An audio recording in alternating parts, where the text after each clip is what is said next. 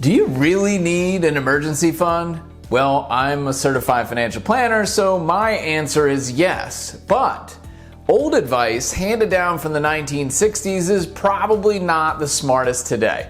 Stick with me, and I'll discuss how much you should have in an emergency fund. A quick hint, it varies significantly depending on if you're a recent college grad, a high-income earner, a DINK, have a family, or are a retiree.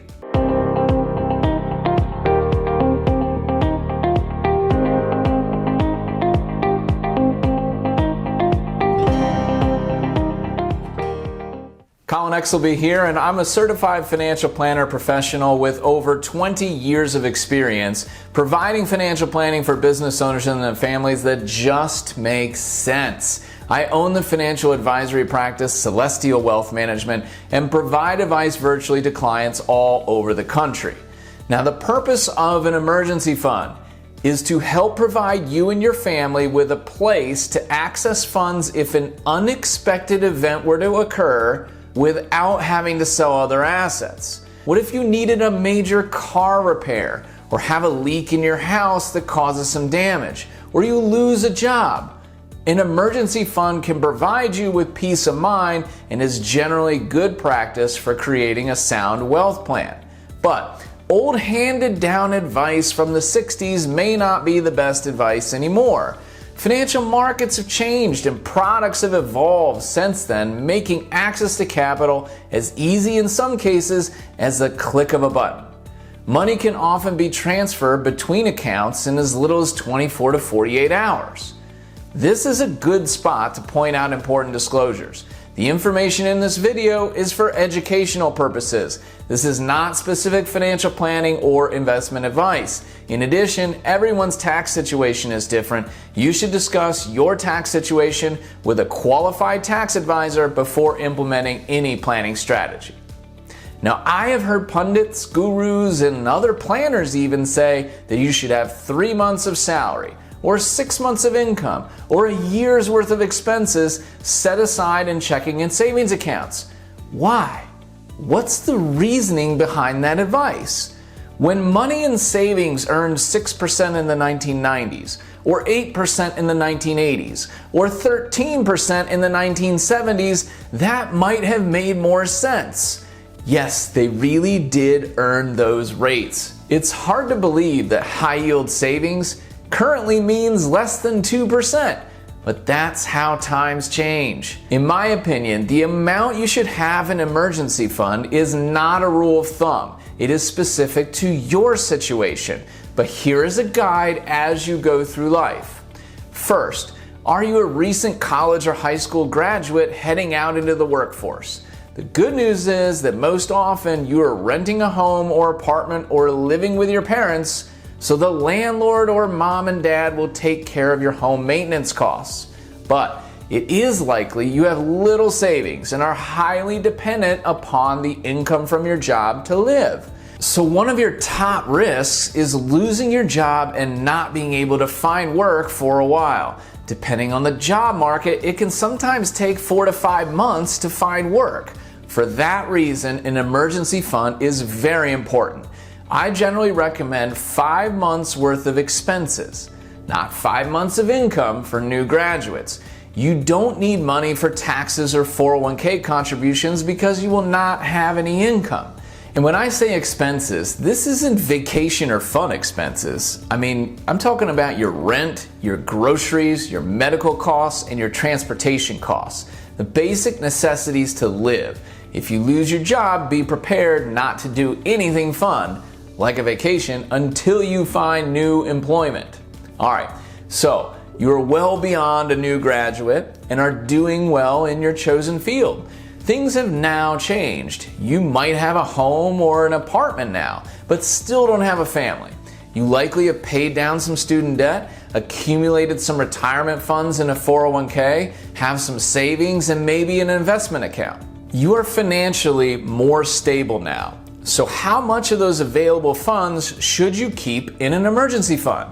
In my opinion, 3 months worth of basic expenses should be set aside in an emergency fund.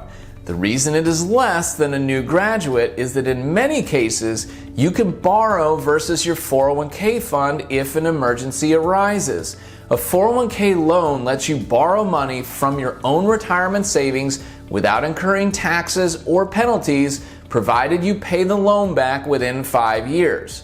401k loans allow you to borrow up to the lesser of $50,000 or half the amount vested in the plan. So if you have a $20,000 401k, you could access $10,000 of it in an emergency. If you have a $125,000 401k, you could access the maximum $50,000. Loan rates are often less than a bank, and you are paying yourself back rather than a bank. Because you have access to this 401k money, it allows you to have less set aside in an emergency fund because you can get access to capital from either place. Are you a DINK? You know, a dual income, no kids couple. Because you are a couple with two incomes, the odds that both of you lose your jobs at the same time is pretty slim. Like before, you probably have accumulated some retirement in a 401k and some cash in investments as well. You also are probably enjoying yourselves quite a bit with very limited responsibilities. In my opinion, again, 3 months of basic expenses seems to be the right move here, especially with the access that both of you would have to borrow against your 401k if needed. You ideally want your money working for you, and making various investments would most likely build your net worth faster than accumulating cash in a savings account. All right, do you have a family? This is where things change a bit. You now have more responsibilities and costs that are associated with your life. A job loss can have more of an impact on your finances, as can home maintenance, auto expenses, or unexpected medical costs related to someone in the family. You should have expenses like life insurance and disability premiums that you'll want to stay current on. You may also have expenses that are discretionary but that you would like to keep if possible. Things like a golf club membership or a gym membership, for example. But you still may have access to borrow from that 401k if needed.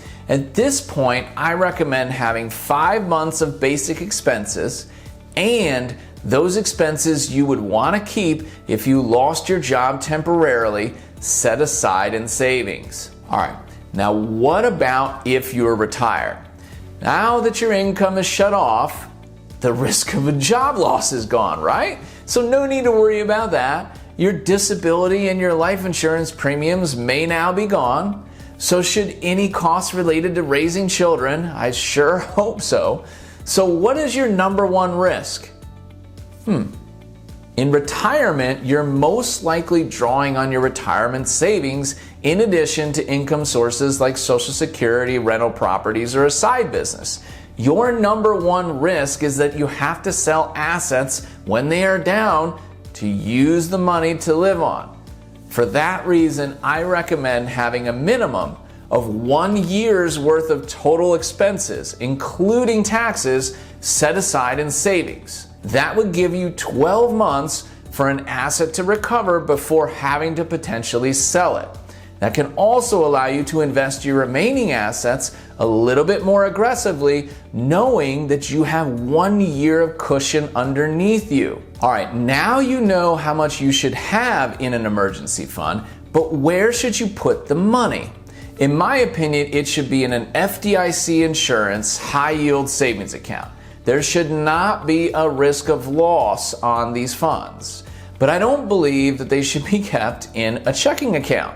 Ideally, these funds are held at a bank that is different from your day-to-day checking.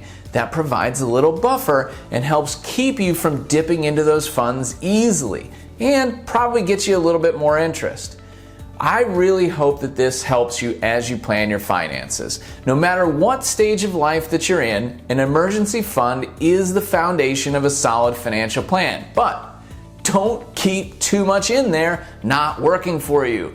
Get your savings working for your future self. Invest in your future. And invest in this channel by hitting that like button. And don't forget to watch this video next.